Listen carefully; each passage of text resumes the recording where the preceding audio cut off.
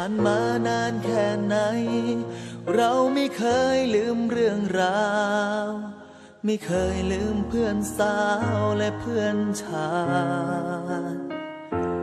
ยังคงคิดถึงเสมอแม้ว่าเราต้องห่างไกลพวกเธออยู่ที่ไหนจงได้ฟังอยู่ที่ไหนคือเพื่อนกันแม้ว่าวันเวลาเปลี่ยนบางคนไม่ได้เรียนก็ต้องทำงานเราก็เป็นอีกหนึ่งคนเคยพลาดพลั้งเรื่องวันวานอยู่แบบสนุกสนานไม่สนใจเรียนบอกเลยว่าการศึกษาไม่มีคำว่าสายกลับมาเริ่มใหม่ได้อีกครั้งเพื่อนมอต้นและมอปลายคิดถึงเธอเสมอถึงไม่ได้เจอกันแสนนานจบมาแล้วเราแยกย้ายจะอยู่ที่ไหนก็เพื่อนกันยังจดจำทุกวันเพื่อนไม่เคยเก่าไม่ว่าเธอจะอยู่ไหน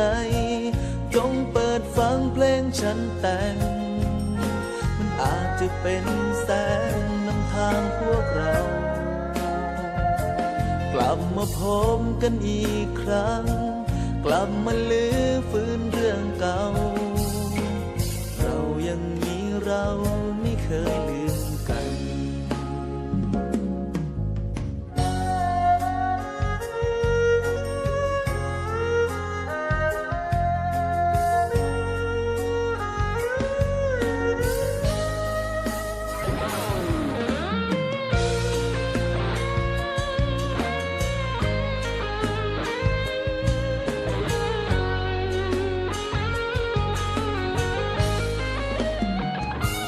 เพื่อนมอต้นและมอปลา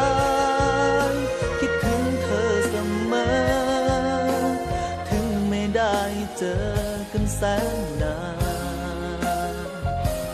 จบมาแล้วเราแยกย้ายจะอยู่ที่ไหนก็เพื่อนกันยังจดจำทุกวันเพื่อนไม่เคยเก่าไม่ว่าเธอจะอยู่ไหนจงเปิดฟังเพลงฉันแต่งมันอาจจะเป็นแสงนำทางพวกเรากลับมาพบกันอีกครั้งกลับมาลื้อฟื้นเรื่องเก่าเรายังมีเราไม่เคยลืมกันเพื่อนมอต้นและมอปลาย